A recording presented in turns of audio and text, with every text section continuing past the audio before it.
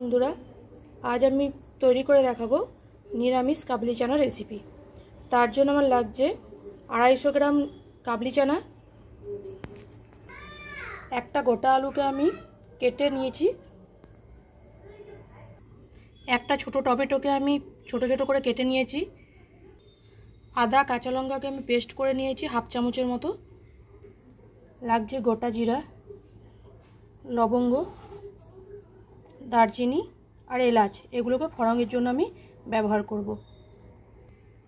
লাগছে 1 চামচ tomato sauce, লাগছে লঙ্কা গুঁড়ো, হলুদ গুঁড়ো, গরম মশলা, কাবলি চানা মশলা, জিরে গুঁড়ো আর নুন। হাফ চামচ নুন দিয়ে কাবলি চানা আলুগুলোকে সিদ্ধ করে নেব। এই কাবলি চানা আলুগুলো সিদ্ধ করব, দুটো সিটি পড়া পর্যন্ত অপেক্ষা করব। আমার কাবলি চানা সিদ্ধ হয়ে গেছে। এরপর আমি কড়াই চাপিয়ে দিয়েছি, এখানে সাদা তেল দিয়ে আমি আজকে রান্নাটা করব। কড়াইতে আমি সাদা তেল গরম হতে দিয়ে দিলাম।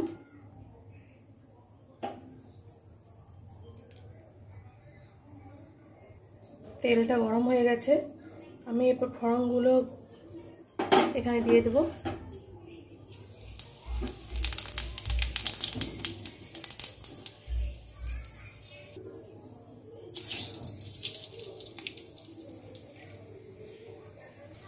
ফোড়নটা থেকে মিষ্টি গন্ধ বেরিয়ে গেছে। এরপর আমি এখানে আদা বাটা আর কাঁচা লঙ্কা বাটা দিয়ে দেব।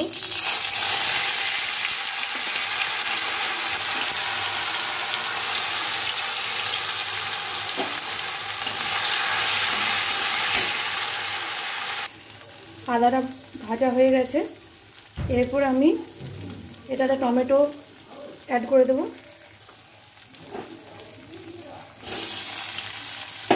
টমেটোগুলোকে কিছুক্ষণ ভেজে নেব।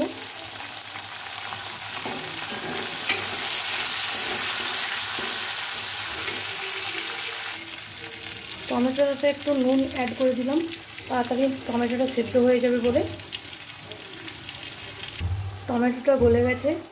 এরপর আমি মশলাগুলো অ্যাড করে দেবো।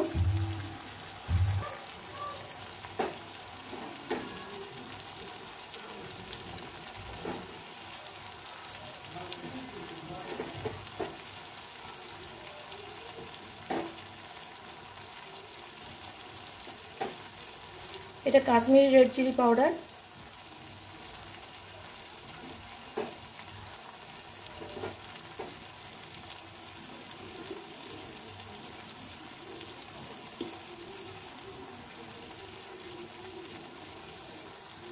মশলাটা কিছুক্ষণ কষিয়ে নেব।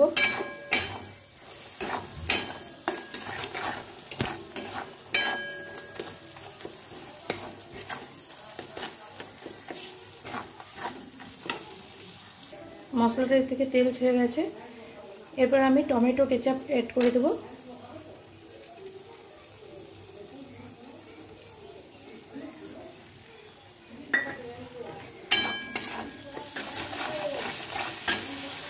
দেখুন মশলাটা থেকে কি সুন্দর কালার বেরিয়ে গেছে। এরপর এটাতে আমি সেদ্ধ করা আলুগুলোকে অ্যাড করে দেব। আলুগুলোকে আমি ম্যাশড করে নেব।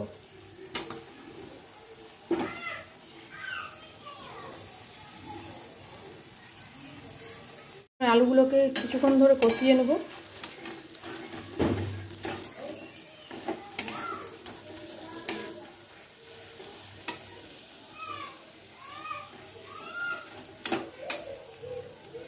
দেখুন আলুটা কষা হয়ে গেছে।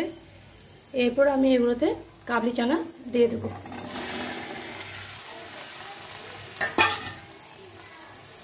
কাবলি চানাটা দিয়ে কিছুক্ষণ কষে নেব।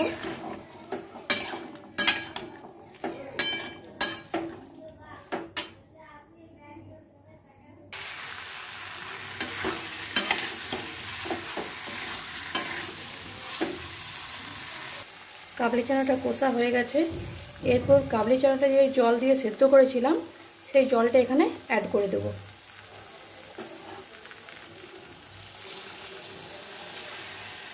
এইটুকুই জাস্ট দেব।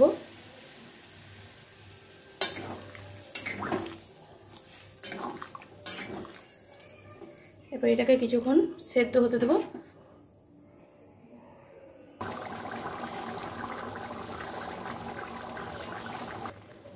ঝোলটা কমে গেছে, এরপর আমি এটাতে গরম মশলা, ঘি অ্যাড করে দেবো।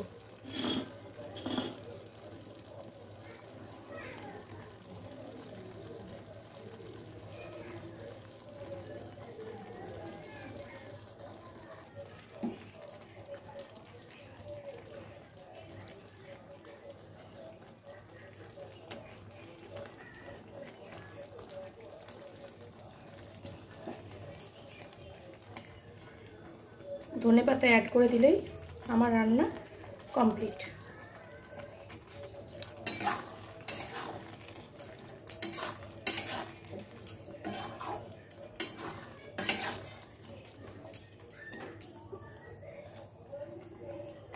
আমার নিরামিষ কাবলি চানা রেসিপি কমপ্লিট।